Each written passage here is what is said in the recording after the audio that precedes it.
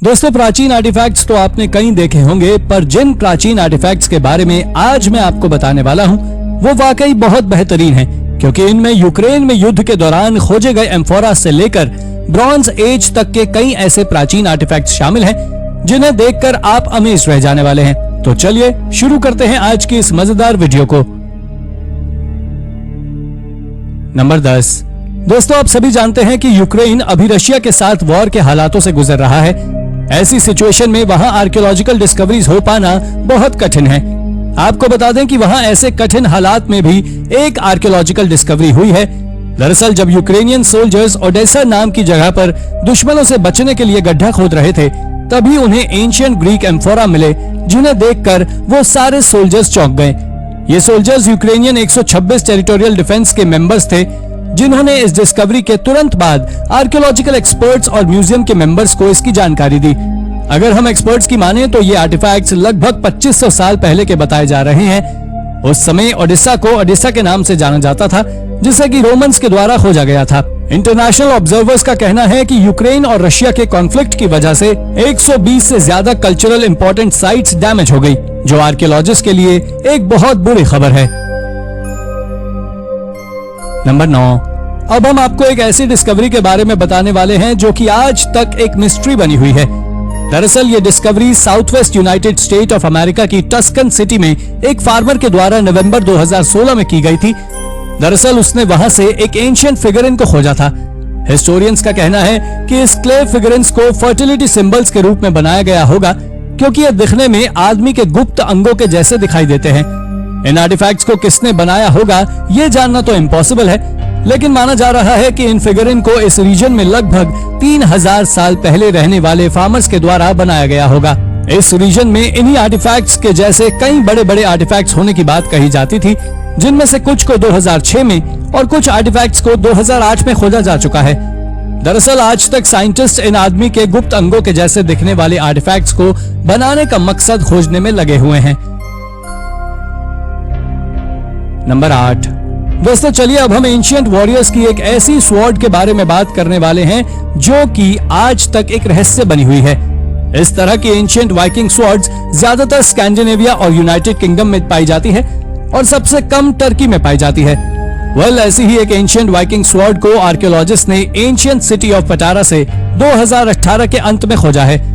Archaeologist का कहना है कि इस स्वॉर्ड का इस्तेमाल 9th और 10th सेंचुरी के बीच हुआ होगा। ये वही समय था जब पटारा एंशिएंट रीजन लेजिया की कैपिटल हुआ करती थी। इसके बारे में ऐसा कहा जाता है कि इस स्वॉर्ड के मालिक वाइकिंग वॉरियर्स कभी अपने एम्पायर को बचाने की जद्दोजहद में नेवल बैटल्स लड़ने के लिए पटारा गए होंगे। वैसे आपको बता दें कि ये दूसरी वाइकिंग स्वॉर्ड है जिसको टर्की में खोजा गया है। नंबर 7। दोस्तों, इस डिस्कवरी को स्वीडन में एस्को नेस्ट्रॉम नाम के एक माउंट हाइकर के द्वारा अंजाम दिया गया था। दरअसल जब वो अपना टेंट लगाने के लिए गड्ढा खोद रहा था, तब उसने वहां से एक ब्रॉच खोजा था। और जब उसने उस ब्रॉच की कार्बन डेटिंग की तो पता लगा कि ये ब्रॉच आज से 1200 साल पुराना है। इस ब्रॉच के डिजाइन और इसको बनाने का तरीका देख एक्सपर्ट्स ने इसके बारे में एक बात रिवील की थी कि ये ब्रॉच एक फीमेल वाइकिंग का है, और अगर ऐसा है तो आप जान ले कि पूरे स्वीडन में की गई ये अब तक की पहली ऐसी खोज है। इसके साथ ही उस साइट पर उसे कई जली हुई बोन्स मिली, जो भी बिल्कुल उसी जगह पर थी जहां से उस ब्रोच को खोजा गया था। नंबर 6। यूनाइटेड किंगडम में ऐसे तो बहुत आर्टिफैक्ट्स पाए गए हैं, लेकिन उनमें से ये कुछ ज्यादा ही सुंदर हैं। ऐसी ही एक और 2100 साल पुरानी एक बैटरसी शील्ड को इस जगह से पहले भी खोजा जा चुका है, जिसे पूरी कंट्री में सिग्निफिकेंट आर्ट का एक उदाहरण माना जाता है। दोस्तों, ये शील्ड लकड़ी की बनी है, जिस पर ब्रॉन्ज की एक शीट लगी है और इसको लैटिन स्टाइल में डिजाइन किया गया है, जिसको प्रदर्शन के लिए म्यूजियम ऑफ लंदन में रखा गया है, जहां इसको लाखों लोग देखने आते हैं। मगर आपको जानकर हैरानी होगी कि जो शील्ड म्यूजियम ऑफ लंदन में रखी है वो असली शील्ड नहीं है, वो तो मात्र एक रेप्लिका है, जबकि असली शील्ड तो ब्रिटिश म्यूजियम में रखी गई है। आपकी जानकारी के लिए बता दूं कि इस शील्ड को चेल्सी ब्रिज के निर्माण के समय खोजा गया और उसी समय 100 से भी ज्यादा रोमन एंड सेल्टिक स्केलेटन्स और हथियार भी खोजे गए थे, पर इस शील्ड को बहुत अच्छी कंडीशन में पाया गया था, जिसके बारे में हाल ही में हिस्टोरियंस ने एक स्टेटमेंट दिया है कि इसका इस्तेमाल युद्ध में नहीं हुआ है। नंबर 5। दोस्तों अब हम आपको एक ऐसे स्कल्पचर के बारे में बताने वाले हैं जिसके बारे में सुनकर आप चौंक जाएंगे। दरअसल ये स्कल्पचर 1943 में आउटस्कर्ट्स ऑफ पराग जेशिया में पहली बार पाया गया था, जिसे ज़ेकी ज़ाहिरोविक के नाम से जाना जाता है। अगर हम इस स्कल्पचर के सिर को ध्यान से देखें तो ये बिल्कुल बैटरसी शील्ड के जैसे लैटिन स्टाइल में बना हुआ लगता है और ये दोनों आर्टिफैक्ट्स लगभग सेम एज के ही हैं और ये पूरे यूरोप में आयरन एज के आर्ट वर्क का एक शानदार एग्जाम्पल है। आपको बता दें कि यह हेड लाइमस्टोन से बनाया गया था और ये 5 हिस्सों में टूटा हुआ पाया गया था और बाद में इसे जोड़ा गया। अगर आप इस हेड को ध्यान से देखें तो ये हेड थोड़ा अजीब सा दिखाई देता है।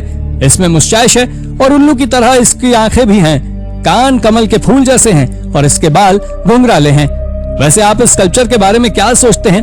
क्या ये किसी असली आदमी का है या ये मात्र एक इमेजिनरी स्कल्पचर है? हमें कमेंट करके जरूर बताएं। नंबर 4, दोस्तों क्या आप जानते हैं कि 1981 में फ्रांस की एक केव में एक आयरन कैप को खोजा गया था और इसे फ्रांस की सेल्टिक आर्ट का एक मास्टरपीस माना जाता है, जिसे अग्री हेलमेट के नाम से जाना जाता है।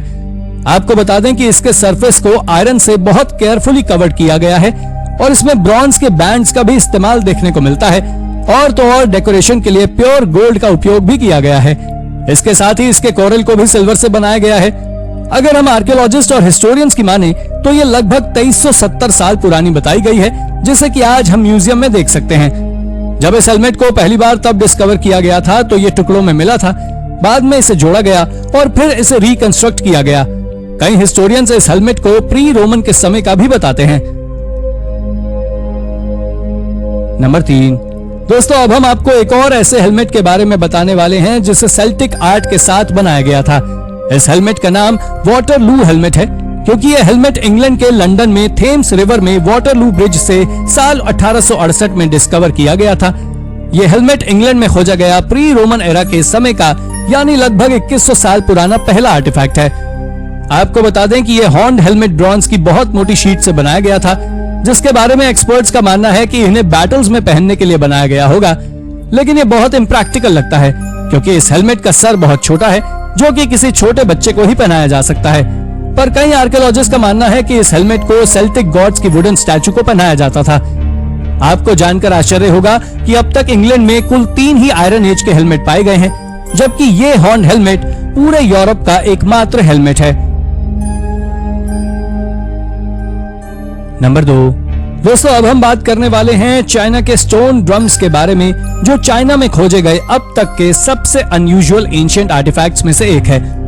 अब तक ऐसे कुल 10 स्टोन ड्रम्स को खोजा जा चुका है, जिनके ऊपर कई तरह के इंस्क्रिप्शंस मौजूद हैं और जब इनकी कार्बन डेटिंग की गई तो आर्कियोलॉजिस्ट ने पाया कि ये स्टोन ड्रम्स आज से करीब 2500 साल से भी ज्यादा पुराने हैं, जो चाइना में मिला अब तक का सबसे पुराना स्टोन इंस्क्रिप्शन है। अगर अब आप सोच रहे हैं कि आखिर उन इंस्क्रिप्शंस में क्या लिखा हुआ है, तो रुकिए जरा हम आपको ये भी बताते हैं। दरअसल ये इंस्क्रिप्शंस पोएटिक स्टाइल्स में लिखे हुए हैं, जिसमें रॉयल फिशिंग और हंटिंग ट्रिप्स को डिस्क्राइब किया गया है।